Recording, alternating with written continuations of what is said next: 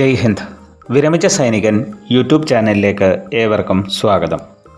വിമുക്ത ഭടന്മാരും ആശ്രിതരും അറിഞ്ഞിരിക്കേണ്ട 5 ഏപ്രിൽ 2024 പ്രധാന വിവരങ്ങൾ എന്തൊക്കെയെന്ന് ഈ വീഡിയോയിലൂടെ മനസ്സിലാക്കാം.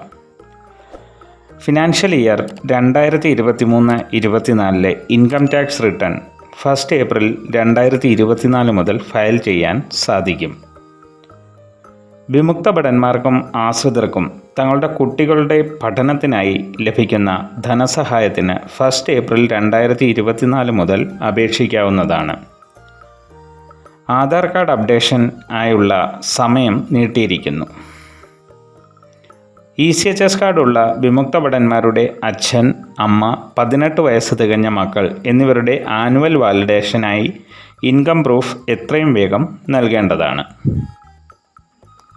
ഫിനാൻഷ്യൽ ഇയർ 2023-24 അഥവാ annual year 2024-25 income tax return 1 April 2024 മുതൽ ഫയൽ ചെയ്യാവുന്നതാണ്. 31 ജൂലൈ 2024 വരെ പെനാൽറ്റി ഇല്ലാതെ ITR ഫയൽ ചെയ്യാവുന്നതാണ്.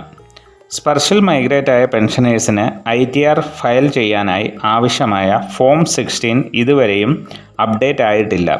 അതുപോലെ തന്നെ ITR ഫയൽ ചെയ്യാൻ ആവശ്യമായ അപ്ഡേറ്റഡ് ഫോം 26A ലഭിച്ചതിന് ശേഷം മാത്രം ITR ഫയൽ ചെയ്യുക.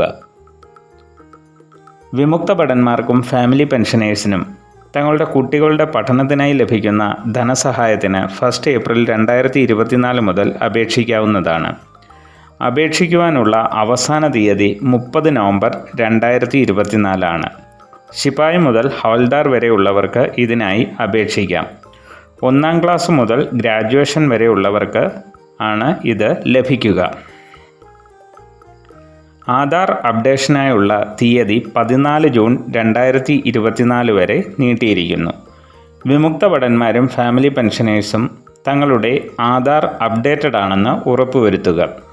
ആധാറിൽ date of birth, day, month, year ഫോർമാറ്റിൽ അപ്ഡേറ്റഡ് ആണെന്ന് ഉറപ്പുവരുത്തേണ്ടതാണ്. അതോടൊപ്പം ആധാർ കാർഡ് ഉപയോഗത്തിലുള്ള ഏതെങ്കിലും ഒരു മൊബൈൽ നമ്പരുമായി ലിങ്ക് ചെയ്തിട്ടുണ്ടെന്നും ഉറപ്പുവരുത്തുക. ECHS കാർഡുള്ള വിമുക്ത ഭടൻ്റെ അച്ഛൻ, അമ്മ, 18 വയസ്സ് തികഞ്ഞ മക്കൾ എന്നിവരുടെ ECHS കാർഡുകൾ ബ്ലോക്ക് ആകാതെ ഇരിക്കാൻ എത്രയും വേഗം ഇൻകം പ്രൂഫ് നൽകേണ്ടതാണ്.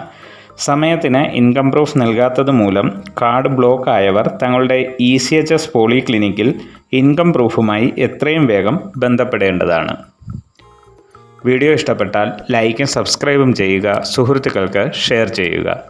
മറ്റൊരു വീഡിയോയിൽ വീണ്ടും കാണാം. ജയ് ഹിന്ദ്. വന്ദേ മാതരം.